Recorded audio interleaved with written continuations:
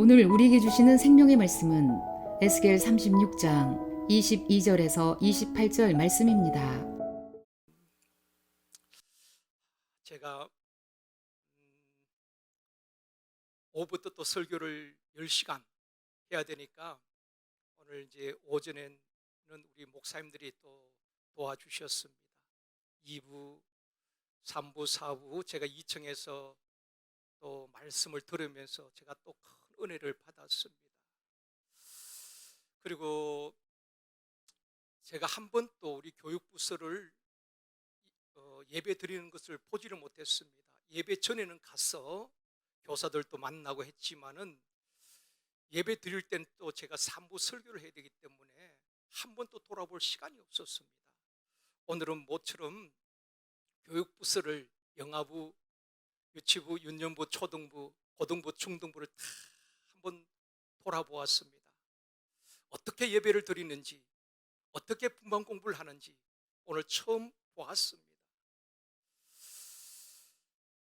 그리고 또 우리 학생들과 우리 교사들과도 이야기하면서 참 좋은 시간을 보낼 수가 있었고요. 또 우리 장로님들께서 제가 2부 설교하고 3부 설교하고 4부 설교할 때 우리 장로님들은 장로님실에서 뭘 하실까? 그것도 궁금했어요. 그래서 제가 또 장로님들 계신 방에 슬그머니 들어가 보았습니다. 그랬더니만 그 시간에 설교하는 목사를 위해서 간절한 마음으로 기도를 하고 계시면 얼마나 좋겠습니까?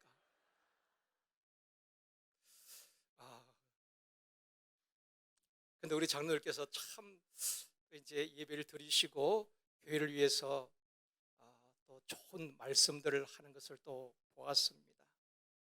저는 지난주 부흥회 준비를 하기 위해서 기도원에 갔는데요. 기도원에서 많은 묵상을 하면서 이런 생각이 문득 떠올랐습니다. 우리 제일성도교회가 이런 교회가 되었으면 좋겠다. 문득 그런 생각이 떠올랐어요. 어떤 생각인가 하면은 예수님 때문에 행복한 교회가 되었으면 좋겠다. 그리고 성도들 서로 때문에 행복한 성도가 되었으면 좋겠다. 그런 생각이 문득 떠올랐어요. 그래서 인사도 그렇게 했으면 좋겠다 생각이 되어져서 이 시간 그렇게 한번 인사를 했으면 좋겠습니다. 옆에 분과 얼굴을 보시면서 예수님 때문에 행복합니다.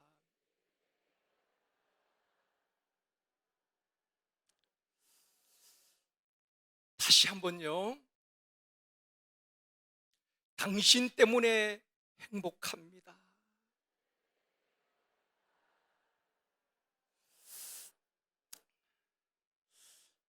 여러분, 그런 계기가 되어줄 줄 믿습니다. 예수님 때문에.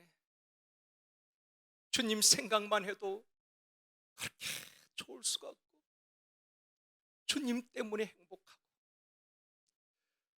또 성도들 때문에 행복한 그런 교회가 얼마나 좋은 교회겠습니까? 그런 교회가 되었으면 좋겠습니다. 또 그렇게 되어줄 줄 믿습니다. 우리가 1년에 한 번 정도는 건강검진을 합니다. 공단에서 한 검진이든 아니면은 개인적인 검진이든 건강검진을 받게 되는데, 여러분 검사를 하고 결과 보러 갈 때에 굉장히 마음이 떨리지요. 굉장히 마음이 떨립니다. 의사로부터 이런 말 듣기를 대부분 원할 겁니다. 모든 수치가 정상입니다. 건강에 아무런 이상이 없습니다. 아주 건강합니다. 그런 말 들으면 얼마나 마음이 평안하고 기쁩니까? 그런데 의사는 우리가 듣고 싶어 하는 말, 우리가 들어 기분 좋은 말을 하는 것이 아니라 결과지를 보고 나의 건강 상태를 사실대로 말해주는 것입니다. 그렇죠? 의사는 그 결과지를 보고 내 몸의 상태가 어떠한지 그대로 이야기를 해주는 것입니다. 지금 간 염증 수치가 많이 높습니다. 혈당이 너무 높아요. 위에 출혈이 있습니다. 내가 듣고 싶은 말이 아니라 의사는 정확하게 내 몸의 상태를 이야기해주고 약을 처방하든지 아니면 수술을 해서 생명을 살려내는 것입니다. 그 사람이 진짜 의사지요. 명리는 그렇게 하는 것입니다. 저는 병원에 가서 갈 때마다 그런 생각을 합니다. 병원에서 의사의 말 어떤 결과를 이야기할까? 거기도 두렵고 떨리는데 주님 앞에 섰을 때에 얼마나 떨릴까? 나는 주님 앞에서 어떤 말을 들을까? 정말 두려움과 떨림으로 서는 분들도 있겠고, 또 어떤 분들은 주님이 주실 상급을 바라보면서 기대감으로 주님 앞에 설 분들도 있으리라 생각되어집니다.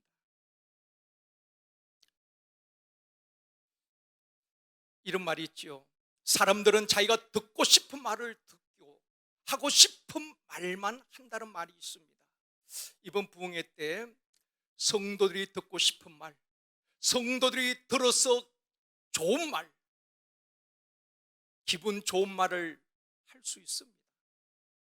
저는 부흥회를 준비하면서 주님 앞에 그 기도를 했습니다. 주님, 이번 부흥회는 목사가 성도들에게 어떤 말을 하는 것이 아니라 제가 주님의 말씀을 듣기를 원합니다.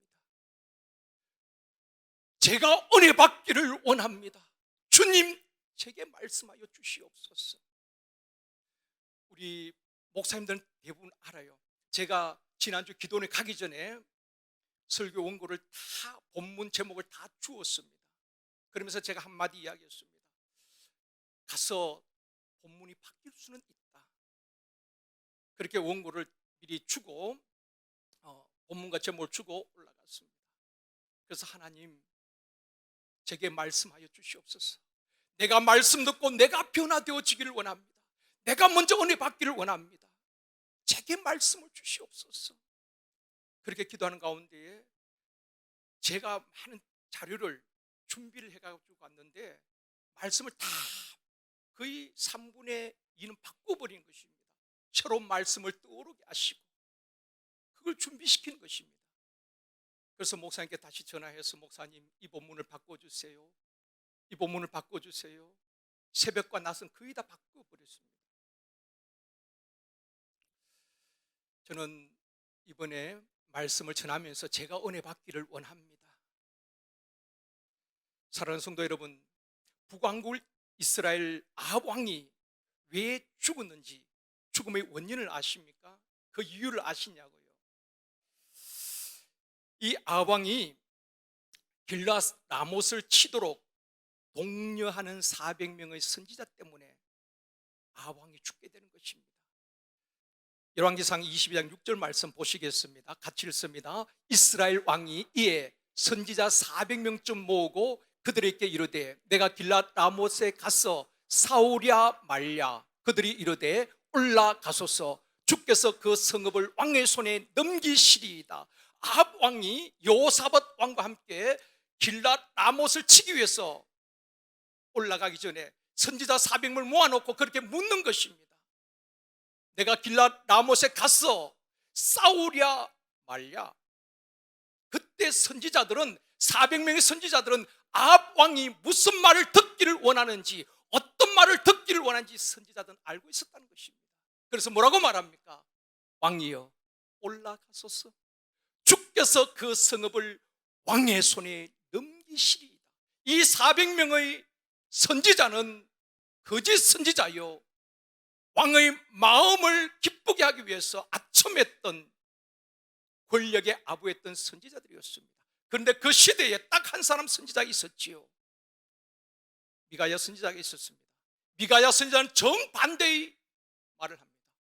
왕이 올라가면 죽습니다. 400명은 왕이 듣고 싶어하는 말, 올라가소서. 주께서 왕의 손에 그 무리들을 넘겨주었습니다. 그런데 미가야 선지자는 왕이 올라가면 죽습니다. 아방이 누구의 말을 듣습니까?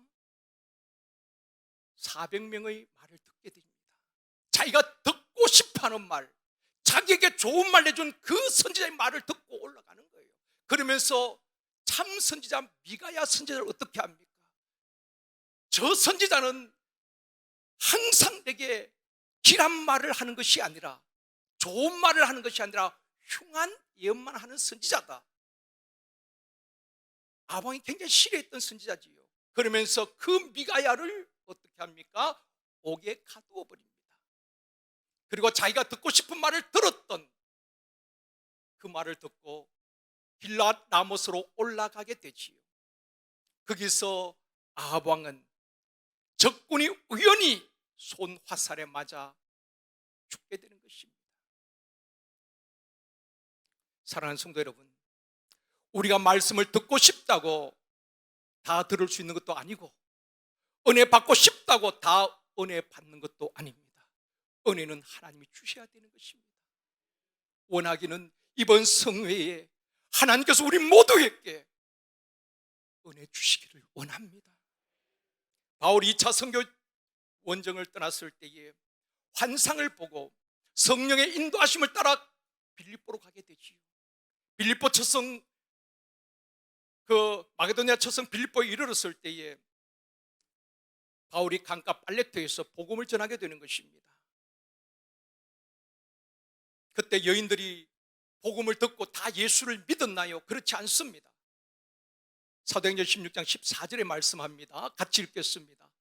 루디아 두아디라시에 있는 자색 옥감 장소로서 하나님을 섬기는 루디아라 하는 한 여자가 말을 듣고 있을 때에 주께서 그 마음을 열어 바울의 말을 따르게 하신지라. 많은 여인들이 있었습니다. 그런데 주께서 루디아라는 한 여인의 마음을 열어, 주께서 그 마음을 열어 바울의 말을 듣게 하셨고, 바울의 말을 믿게 하셨고, 바울을 따르게 한 겁니다. 그리고 그 집이 모든 식구가 세례를 받고 구원을 받게 된 것입니다.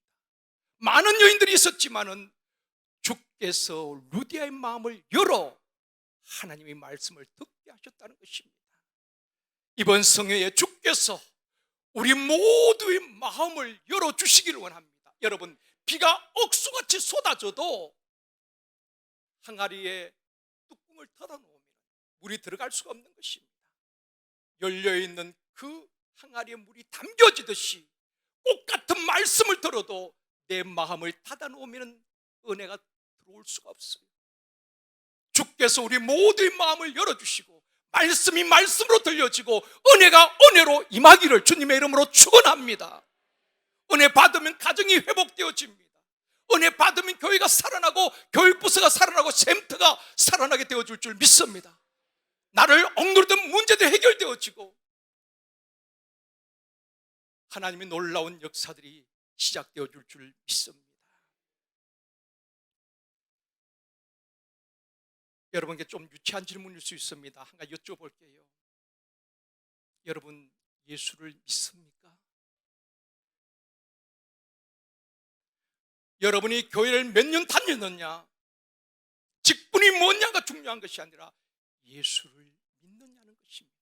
우리 한국 교회에 복음 4인방이라고 불려줬던 목사님들이 계십니다. 여러분 잘 알고 있는 목사님이죠. 사랑의 교회 옥하는 목사님, 온누리교회 하용조 목사님, 그리고 지구촌교회 이동훈 목사님, 남서울 은혜교회 홍정길 목사님, 이 네 분을 복음의 4인방이라고 말했습니다. 그 가운데 옥하는 목사님과 하용조 목사님은 돌아가셨지요. 원래 시작을 하면서 한 언론사에서 4인방 가운데 맏형격이었던 홍정길 목사님에게 한국교회가 코로나를 지나면서 신뢰도가 이렇게 추락했는데 한국교회의 신뢰 회복을 위하여서 어떻게 하면 좋겠습니까? 원로 목사님께 질문을 한 것입니다. 한 언론사에서. 한국교회가 이렇게 천주교 또 불교 다른 종교에 대해서 신뢰도가 떨어졌는데 어떻게 하면 한국교회의 신뢰를 회복할 수 있을까요? 그 원로 목사님께 질문을 했어요. 그때 홍정길 목사님이 이런 대답을 하셨습니다. 목사들이 예수를 믿어야 한다. 그것 밖에는 답이 없다. 이 기사를 국민일보에 한 면을 장식을 했습니다. 저는 그걸 읽으면서 마음이 아프기도 하고 어쩌면 정확한 지적이다. 성도들이 아니라 목사들이 예수를 믿어야 합니다. 그것 밖에는 답이 없습니다. 80이 넘은 원로 목사님의 입에서 나온 다소 충격적인 말이었습니다. 목사님들이 예수 안 믿는 목사가 있을까요? 아마 목사님이 들으면 좀 기분 나쁠 수가 있겠지요. 장로님, 권사님들 가운데 예수 안 믿는 장로님, 권사님이 있겠습니까? 물어보면 다 예수를 믿고 예수를 믿기 때문에 오늘 오후에도 이 자리에 나온 줄 믿습니다. 그런데 이 원로 목사님이 왜 그런 말을 하셨을까요? 목사가 예수를 믿어야 합니다. 잘 믿으란 말이 아니에요. 목사가 예수를 잘 믿어야 됩니다가 아니라 목사가 예수를 믿어야 합니다. 그 말 속에는 믿지 않는다는 것입니다. 한국교회 성도들이 예수를 믿어야 합니다. 그것만이 한국교회가 살 길이고 신뢰를 회복할 수 있습니다. 바꾸어 말하면 입으로는 믿어요. 입으로는 설교를 잘합니다. 예수 이야기를 합니다. 그러나 그 삶을 들여다보면은 예수가 없다는 것입니다. 그 삶 속에 예수 믿는 사람이 아니란 것입니다. 목사가 믿지 않는 예수를, 성도들이 믿지 않는 예수를 누가 믿겠습니까? 그러면서 한국교회가 세상으로부터 외면당하고 욕을 먹는 이유는 또 한 가지 지적했습니다. 우리의 윗선 때문이다. 윗선. 무슨 말인가 하면은 예수를 믿지 않으면서도 예수 잘 믿는 척, 거룩한 척, 믿음 있는 척, 정의로운 척 하는 윗선 때문에 한국교회가 이 모양이 되었다. 여러분, 정치인들이 왜 욕을 먹습니까? 왜 많은 젊은이들, 우리가 흔히 말하는 이대남, 이대녀로부터 왜 정치권들이 외면을 당합니까? 정의로운 척, 청렴한 척, 국민을 위하는 척 하면서도 전당대회에서 돈을 뿌리고 가상화폐로 해서 수십억을 벌면서 가난한 척하고 청렴한 척하는 그들의 모습 앞에, 그들이 드러난 윗선 앞에 많은 젊은이들 돈을 돌리고 있지 않습니까? 이런 시대 속에서 정치권은 그렇다 촌치더라도 한국교회가 이렇게 세상으로부터 신뢰를 얻지 못하는 이런 시대에 제 안에는 갈급함이 있습니다. 오늘 사부 때 우리 원목사님께서 갈급함이 되었어.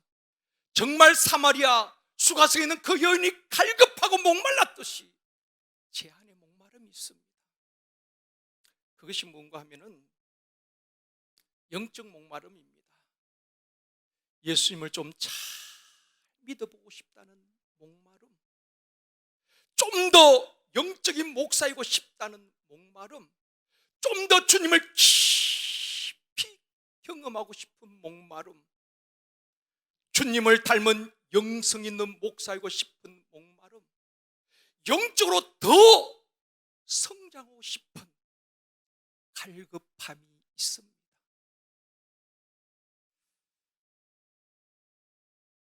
성도들이 볼 때에 저는 이런 목사이고 싶어요. 우리 목사님 설교 잘해. 그런 것이 아니라 성도들이 볼 때에 우리 목사님은 세상 물정 몰라. 어디에 집값이 오르는지, 어디에 땅값이 오르는지 세상 물정 하나도 몰라. 그런데 우리 목사님에게는 영적인 냄새가 나는 것 같아. 우리 목사님은 세상 물정은 모르지만은 목사 냄새가 나는 것 같아. 여러분, 그런 목사이고 싶어요. 그거면 충분하지 않겠습니까? 목사가 목사 냄새가 나야지. 장로님이 장로님 냄새가 나야지.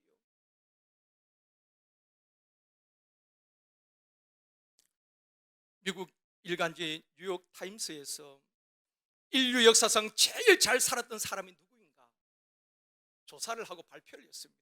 인류 역사상 누가 제일 잘 살았을까요? 저는 솔로몬인 줄 알았습니다.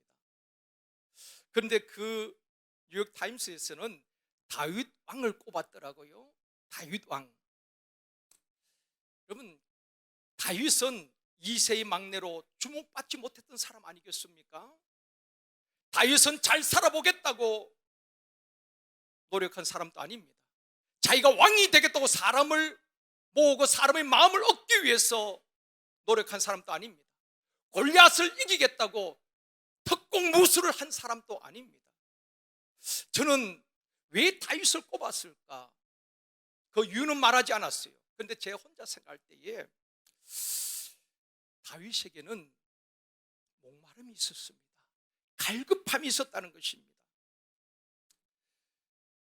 시편 42편을 우리 고라 자손의 맞서기라고 합니다. 고라 자손이 지은 시라고 말하지만은 많은 신학자들은 다윗의 시라고 말합니다. 고라 자손이 후대에 편집을 했다고 그렇게 해석을 하고 있습니다. 어쨌든 그 시에 보면은 사슴이 시냇물에 찾기에 갈급한 같이 내 영혼이 주를 찾기에 갈급하나이다. 세상 사람들은 사랑을 찾고 물질을 찾고 명예를 찾고 권력을 찾고 자기 유익을 따라서 갈급해하는 사람들이 얼마나 많이 있습니까? 그런데 다윗은 내 영혼이 주를 찾기에 갈급하나이다. 다윗은 하나님의 은혜가 아니면 살 수가 없고 하나님이 나의 목자가 되시고 하나님이 나의 방패가 되시고 하나님이 나의 산성이 되시고 하나님이 나의 요새가 되시고 하나님이 나의 피할 바위가 되셔야 됩니다. 그것이 다윗의 목마름이었다는 것입니다. 왕이 되겠다고 사람의 인기를 얻어보겠다고 한 것이 아닙니다. 오직 하나님에 대한 목마름, 영적인 목마름이 다윗을 다윗되게 한 것입니다. 그때 하나님께서 다윗의 목자가 되어주셨고 다윗의 방패가 되어주셨고 다윗의 산성이 되어주셨고 다윗의 피할 바위가 되어주신 줄 믿습니다. 이런 영적 목마름이 있을 때에 하나님이 저와 여러분의 목자가 되어주실 줄 믿습니다. 하나님이 위기 가운데 피할 바위가 되어주실 줄 믿습니다. 하나님이 우리를 지키시는 방패가 되어줄 줄 믿습니다. 우리 모든 성도들은 다윗과 같은 그런 목마름이 있을 것입니다. 영적 목마름이 있을 것입니다. 예수님을 좀 잘 믿어보고 싶다. 영적으로 좀 더 성장하고 싶다. 영적으로 깊은 은혜를 체험하고 싶다. 그런 목마름이 다 계신 줄 믿습니다. 그러게 오늘 오후 시간도 이 자리에 나온 것 아니겠습니까? 그런데 그런 목마름에도 불구하고 왜 신앙 성장이 되지 않을까? 그렇게 열심히 교회에서 봉사하고 주일 빠지지 않고 새벽 빠지지 않는데 왜 영적으로 성장이 되지 않을까? 왜 순종이 되지 않을까? 말씀을 들어도 왜 은혜가 되지 않을까? 행복하기 위해서 결혼을 했는데 왜 결혼 생활이 행복하지 못할까? 왜 자꾸 섭섭한 마음이 들고 관계가 나빠질까? 그렇게 열심히 헌신하고 봉사하는데 기쁨이 없고 왜 열매가 없을까? 결론을 말씀드리면 굳은 마음 때문이라는 것입니다. 우리의 굳은 마음 때문이라는 것입니다. 사도행전 19장 9절 말씀입니다. 같이 읽습니다. 어떤 사람은 마음이 굳어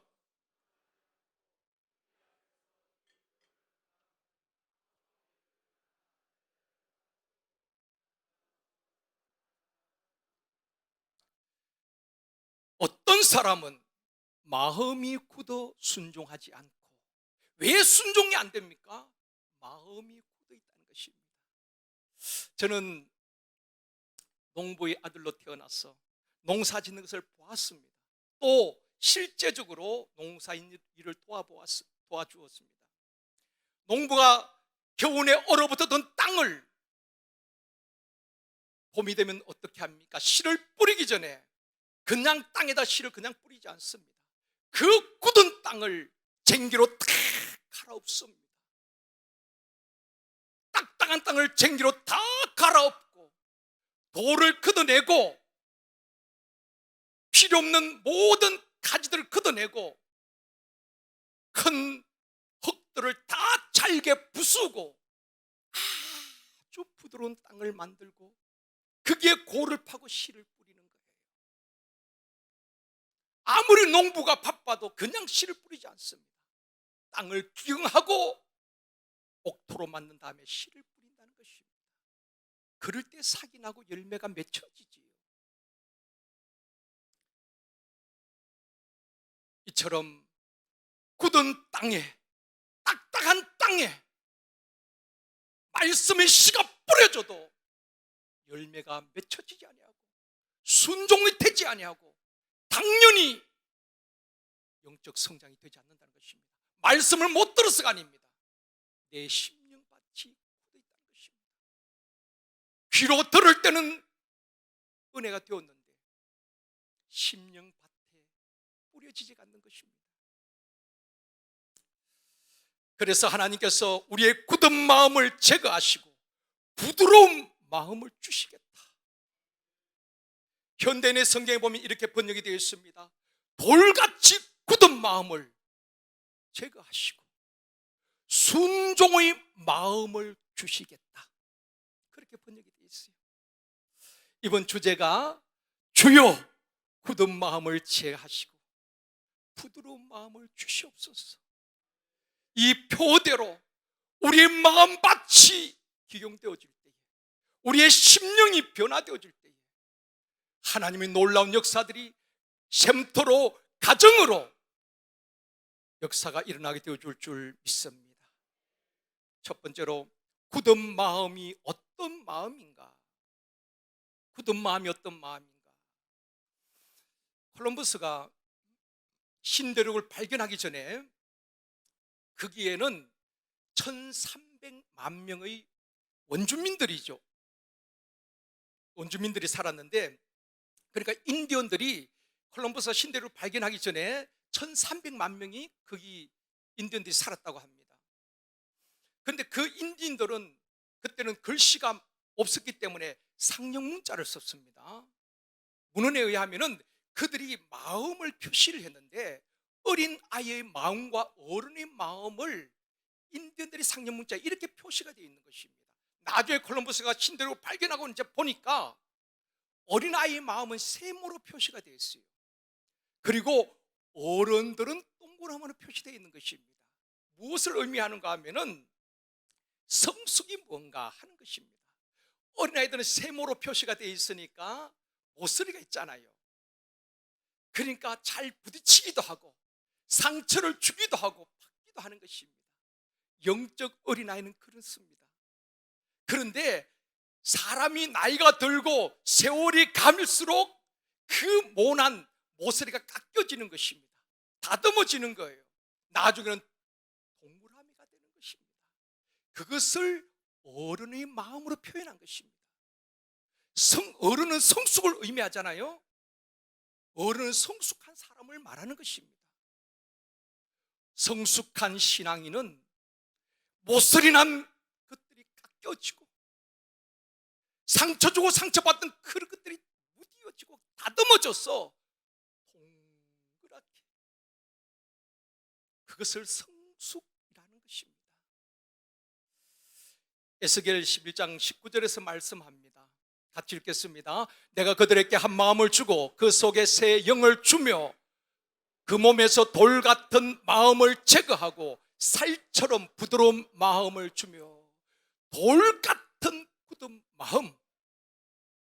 오늘 본문에서는 굳은 마음이라고 했는데 11장에서는 돌같이 굳은 마음을 제거하고, 돌같이 굳은 마음 때문에 가족 간에 부딪히고, 교회에서 성도들 간에 부딪히고, 직장에서 동료 간에 부딪히고, 나도 힘들고 상대방도 힘들게 하는 것입니다.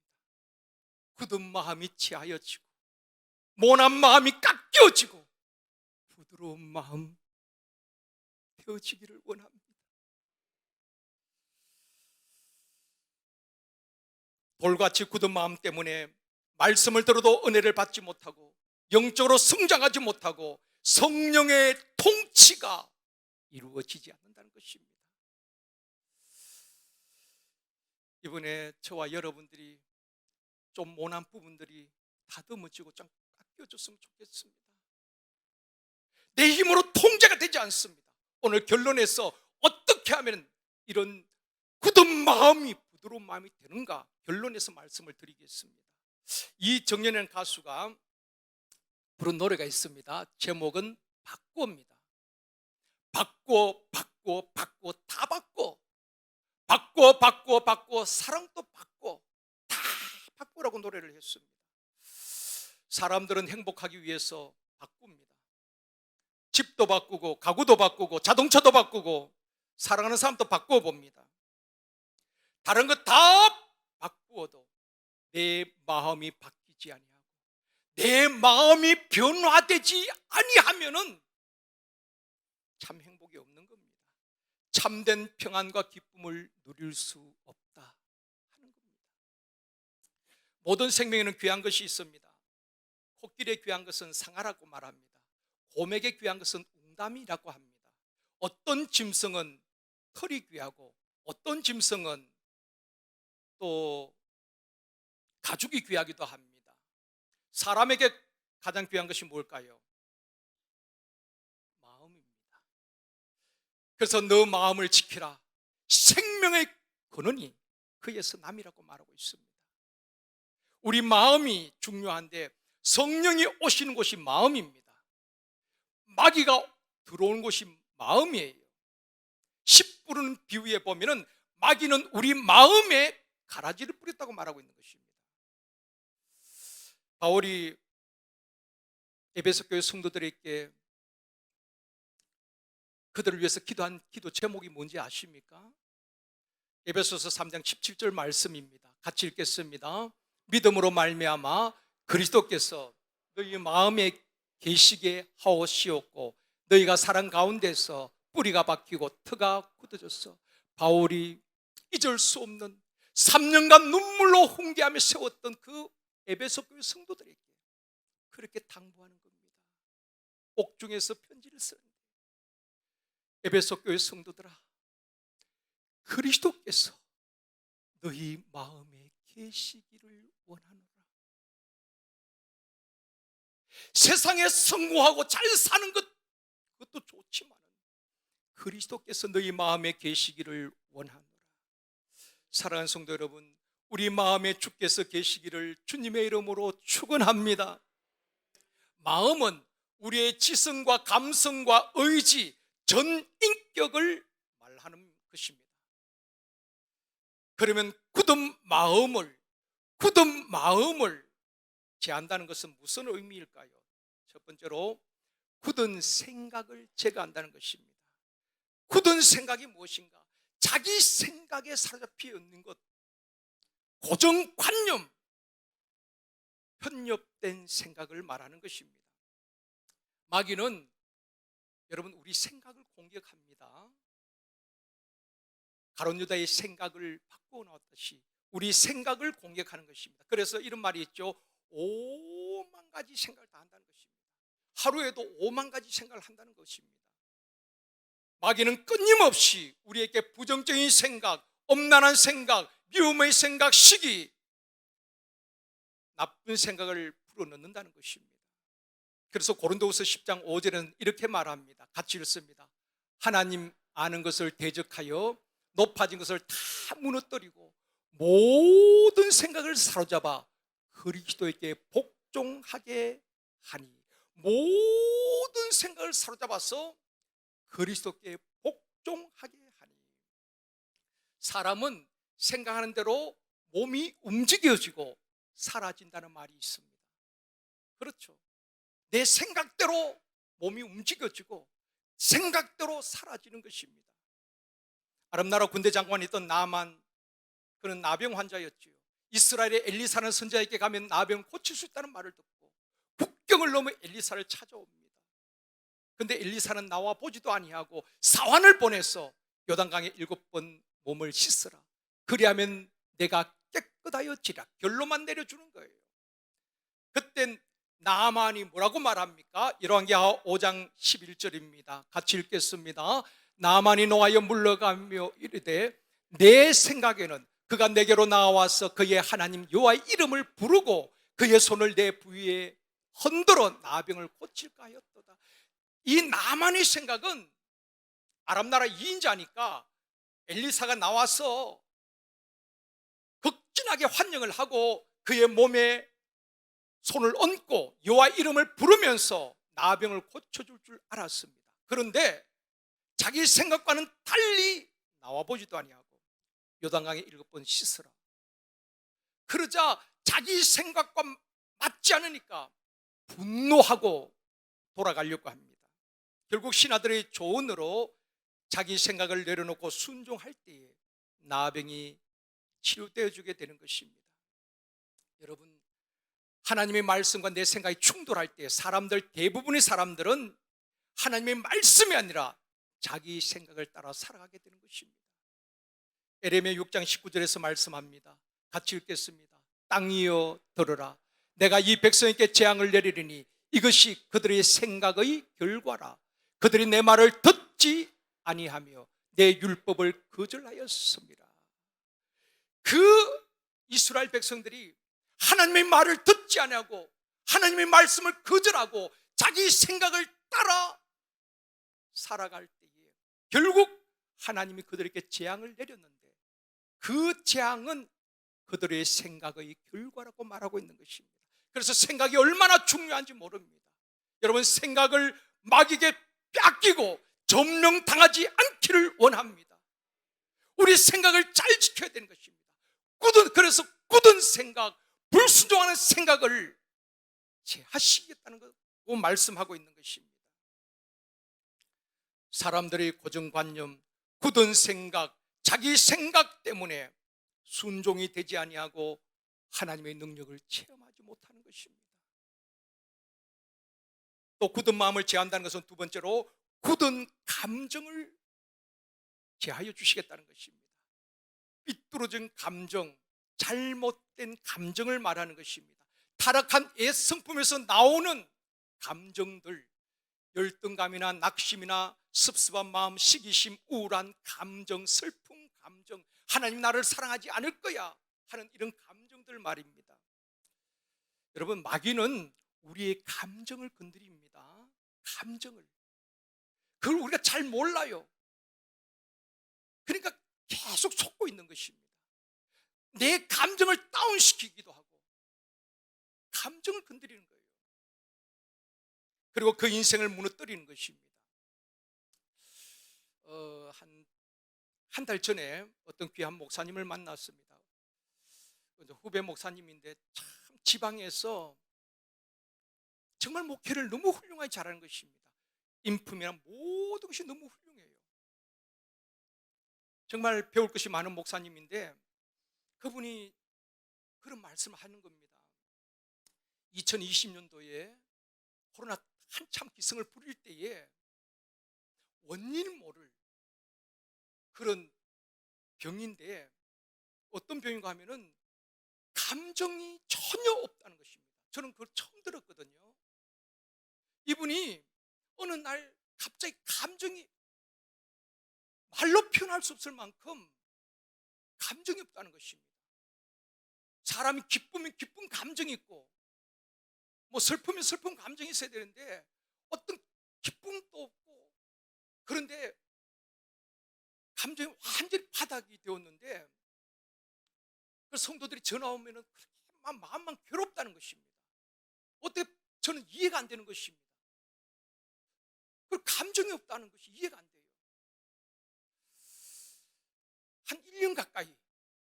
그래서 1년을 다 그냥 전화를 끊었다는 것입니다. 교회 양해를 구하고. 그래서 장로님들께서, 젊은 목사님이 그렇게 되니까 장로님께서 목사님 한 2달간 쉬시면서 병원도 다녀오십시오. 그래서 서울에 유명병을 다 대학병원 갔다는 것입니다. 그렇게 상담을 받아봐도 뭐 정신과 치료도 받아보고 다 했다는 것입니다. 병명은 알 수가 없다는 것입니다. 처방은 우울증 약을 처방하는 것입니다. 본인은 너무 괴롭다는 것입니다. 그 이야기하면서 사모님이 눈물을 흘리는 것입니다. 옆에서 지켜본 사모님은 얼마나 힘들었겠습니까? 1년 동안 말입니다. 그러면서 하나님께서 참 은혜로 다시 회복시켜 주셔서 다시 목회를 잘 하고 계시는데, 제가 그 이야기를 들으면서 그렇게 말했습니다. 목사님, 제가 볼 때는 병원에서 원인이 없고 아마 틀림없이 정신과나 우울증 정도로 진단을 했을 겁니다. 제가 볼 때는 영적인 문제인 것 같습니다. 그러니까 본인도 좀 목사님 그런 것 같아요. 마귀는 우리의 감정을 건드리는 거예요. 감정을 건드려서 분노하게 만들고 폭발하게 만들고 관계를 다 무너뜨리고 결국 그 인생을 무너뜨리는 것입니다. 사울이 그랬잖아요. 다윗이 골리앗을 이겨 돌아올 때에 수많은 여인들이 노래하며 춤추면서 사울이 죽인 자는 천천히요 다윗이 죽인 자는 만만이로다. 그때 그 마음에 불쾌하고 심히 노하게 되는 것입니다. 그 마음에 시기심과 질투심이 불릴 듯 일어나게 되는데 절제가 안 되는 거예요. 그때 여러분 성경을 자세히 보면은 악한 영이, 악령이 완전히 사울의 마음을 장악해버리는 것입니다. 그때부터 죽을 때까지 이 사울은 마귀에게 그 마음을 뺏겨버린 것입니다. 그래서 계속 다윗을 쫓아다니다가 결국 죽게 되지요. 마귀는 끊임없이 우리의 감정을 건드리는 것입니다. 가정에서도 마찬가지입니다. 시기심, 섭섭한 마음, 미움, 이런 마음이 절제가 안 되는 것입니다. 성령은 절제영입니다.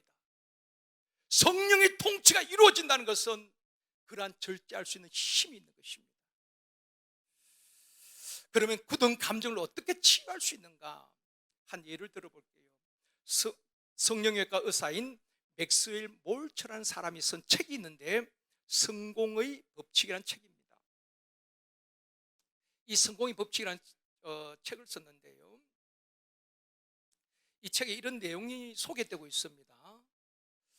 한 여성이 남편 문제로 이 몰처 박사, 성령외과 의사인데 이 몰처 박사를 찾아온 것입니다. 사연이 이렇습니다. 그 집에 불이 나서 이 남편이 부모님을 구하려다가 큰 화상을 입은 것입니다.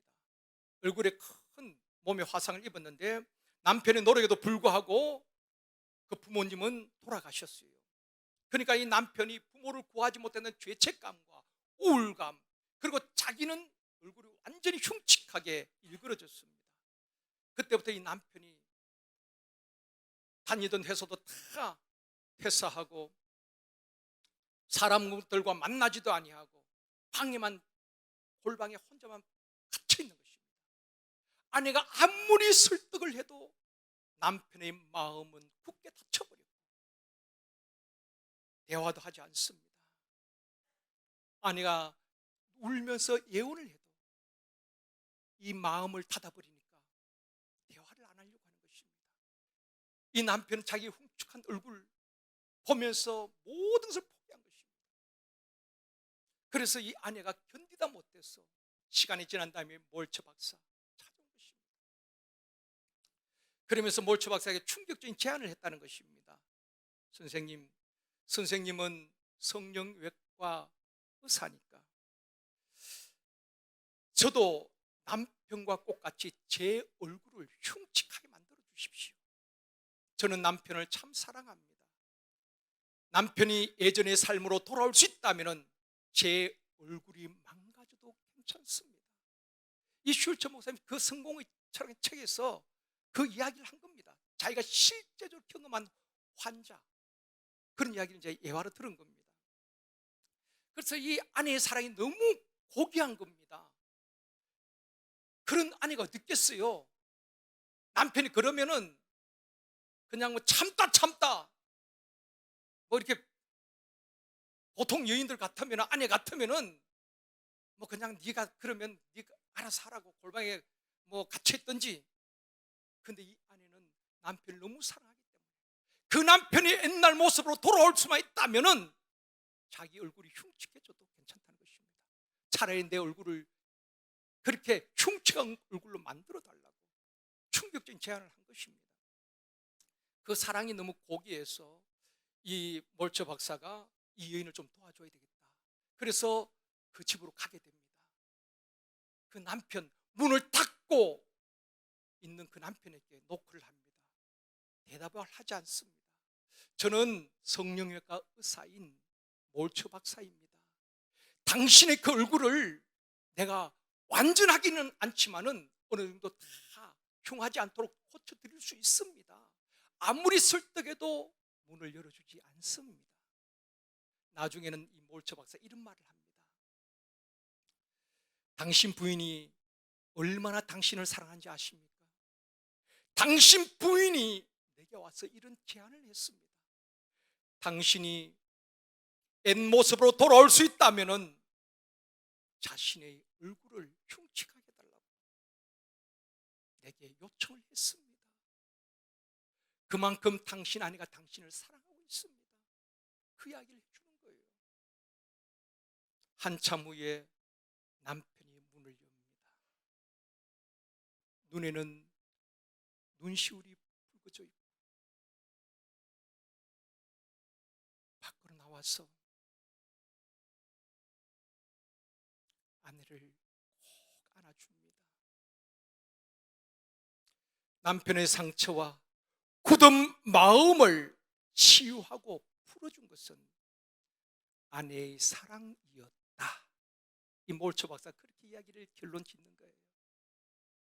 우리의 굳은 마음, 자기가 굳은 줄도 모르고 굳어있는 마음, 생각이 굳어있고 감정이 굳어있는 그 마음 자기도 모르는 것입니다. 그러면서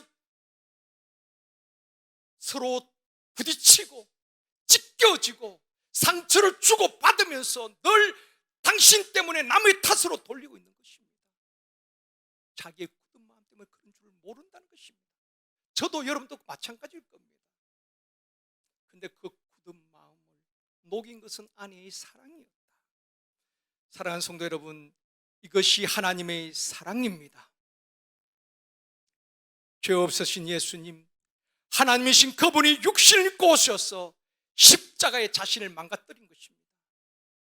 그리고 우리의 굳은 마음을 제거하시고 우리를 죄와 저주와 우울과 슬픔의 골방에서 나오게 하신 것입니다. 요한계시록 3장 20절 말씀입니다. 같이 읽겠습니다. 볼지어다 내가 문 밖에 서서 두드리노니 누구든지 내 음성을 듣고 문을 열면 내가 그에게로 들어가 그로 더불어 먹고 그는 나와 더불어 먹으리라.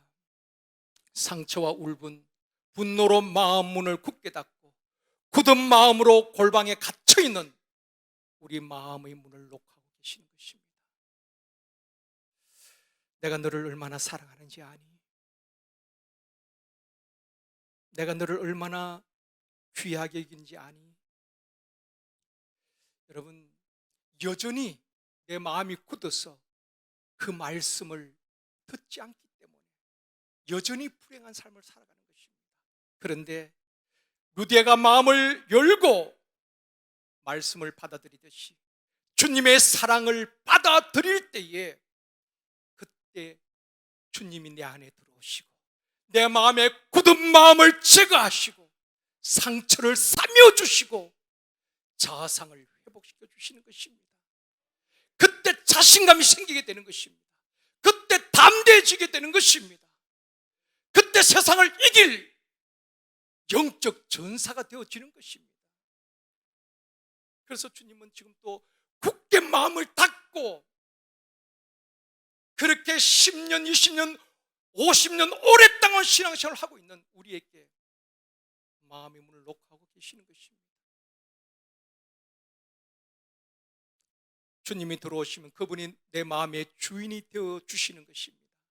사랑하는 성도 여러분, 감정의 노예가 되지 않기를 원합니다. 감정은 하루도 수십 번씩 업다운하는 게 우리 감정입니다. 감정에 매이지 마시고 오직 하나님의 사랑에 매일 수 있기를 원합니다. 세 번째, 굳은 마음은 굳은 의지를 말하는데 굳은 의지를 제거해 주시겠다는 것입니다. 굳은 의지가 강하면은 마음이 강팍하고 완악해지는 것입니다. 그것이 바로 왕의 마음입니다. 바로가 마음이 완악하여 계속해서 하나님의 말씀을 듣지 않는 것입니다. 결국 재앙을, 10가지 재앙을 다 받게 되는 것입니다. 그 굳은 생각, 굳은 의지가 10가지 재앙을 다 받고 11가지 재앙 받았죠. 바로 군대가 그 바다에서 다 수장당하는, 그래서 재앙은 그 생각의 결과라 말씀하고 있는 것입니다. 사랑하는 성도 여러분, 인간의 모든 문제는 마음에 있습니다. 환경 때문에, 누구 때문이 아닙니다. 우리는 끊임없이 누구 때문에 상처받았네, 누구 때문이라고 말합니다. 아니요, 가정에서 남편 때문이라고, 아내 때문이라고. 아닙니다. 굳은 나의 마음, 이걸 보지 못하는 것입니다. 이번 성회에 하나님께서 우리의 영적 눈을 열어주시기를 원합니다. 문제의 원인을 외부에서 찾는 것이 아니라, 남에게서 찾는 것이 아니라, 하나님, 나의 굳은 마음 때문에 상처를 주고 받았네요. 굳은 마음 때문에 가정이 늘 불행한 삶을 살아왔네요. 굳은 마음 때문에 우리 샘터가 늘 갈등이 있었네요.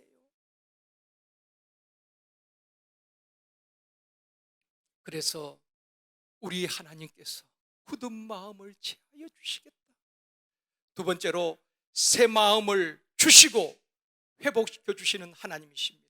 에스겔 36장은 이스라엘의 회복에 대한 말씀이거든요. 회복에 대한 말씀입니다. 이스라엘 백성들이 마음이 굳어서 하나님의 말씀에 순종하지 아니하고 우상을 숭배하며 세상에서 조롱거리 당하고 비방거리가 된 그들을 하나님께서 회복시켜 주시겠다. 어떻게 회복시키시는가? 오늘 본문에 가장 많이 등장하는 단어가 내가입니다. 내가. 누가? 정신 좀 차리시고. 누가? 이제 다 끝나가니까 조금만 정신 차리십시오. 내가. 36장에 보면은 회복을 시키는데 누가 시키는가? 내가. 하나님께서. 그래서 36장에 보면 내가 하나님께서 말씀하고 있는 것입니다. 내가 너희를 거룩하게 하리라. 내가 물을 뿌려서 너희를 모든 더러운 것과 우상 숭배에서 정결하게 하리라. 내가 너희 육신에서 굳은 마음을 제거하고 부드러운 마음을 주겠다. 하나님의 능력으로 많이 우리의 마음이 바뀌어지고 변화되어지는 것입니다. 우리는 수없이 자식들을 바꿔볼 얼마나 애를 썼습니까? 내 마음에 들지 않는다고 남편을 바꿔보기 위해서 얼마나 많이 잔소리했습니까? 믿지 않는 그 아이들을, 자식들을 어떻게 하든지 믿게 해보려고 얼마나 우리가 권면도 해보았습니까? 우리의 힘으로 되든가요? 잘 안 됩니다. 오직 하나님의 능력만이 우리의 마음을, 남편의 마음을, 아내의 마음을, 자녀의 마음을 바꿔놓고 변화시킬 수가 있습니다. 그래서 내가 너희들을 거룩하게 하겠다. 내 힘이 아닙니다. 우리가 하나님을 의지하고 성령을 의지해야 될 이유가 여기에 있는 것입니다. 내가 물로 뿌려서 너희 모든 더러운 것과 내 힘으로, 의지로 수없이 결단해도 끊어지지 않는 죄 문제, 하나님이 하시면 끊어진 역사 있게 되어줄 줄 믿습니다. 세상 교육과 제도, 강력한 법으로 죄를 끊을 수가 없습니다. 사람의 마음을 변화시킬 수가 없습니다. 여러분, 간이나 신장은 망가지면은 이식을 하면 살 수가 있습니다. 간도 신장도 이식을 하면 살 수가 있습니다. 오늘 본문 26절에 말씀합니다. 같이 읽겠습니다. 또 새 영을 너희 속에 두고 새 마음을 너희에게 주되 너희 육신에서 굳은 마음을 제거하고 부드러운 마음을 줄 것이며, 하나님께서 새 영을 우리 속에 두시고 새 마음을 주시고 너희 육신에서 굳은 마음을 제거하시고 부드러운 마음을 이식시켜 주시겠다는 것입니다.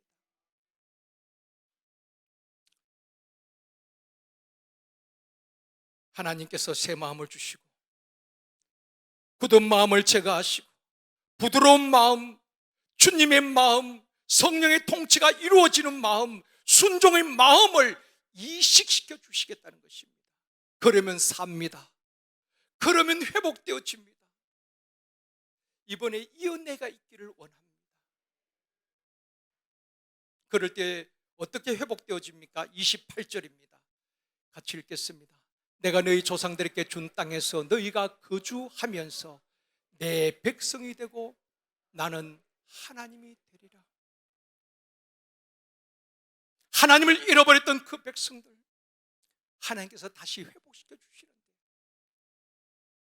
너희는 내 백성이 되고 나는 너희 하나님이 되리라. 그분이 나의 하나님이 되시고, 그분이 나의 목자가 되시고, 그분이 나의 피난처가 되시고, 그분이 나의 방패가 되시면 모든 것이 회복되어지는 것입니다. 이런 회복의 역사 있기를 주님의 이름으로 축원합니다. 말씀을 맺겠습니다. 사랑하는 성도 여러분, 성령님께서 우리의 굳은 마음, 돌같이 딱딱한 마음, 모난 마음, 완악한 마음, 옛사람을 제거해 주시기를 원합니다. 때론 내 마음도 내 마음에 들지가 않아요. 수없이 절제도 해보고 노력해도 잘 되지 않았던 내 마음, 성령님께서 만지시면 되어줄 줄 믿습니다. 새 마음을 이식시켜 주시기를 원합니다. 그리하여 하나님의 관계가 회복되어지고, 부부 관계가 회복되어지고, 가족 관계가 회복되어지고, 성도들과의 관계가 회복되어지고, 동료와의 관계가 회복되어지는 회복의 은혜가 있기를 원합니다.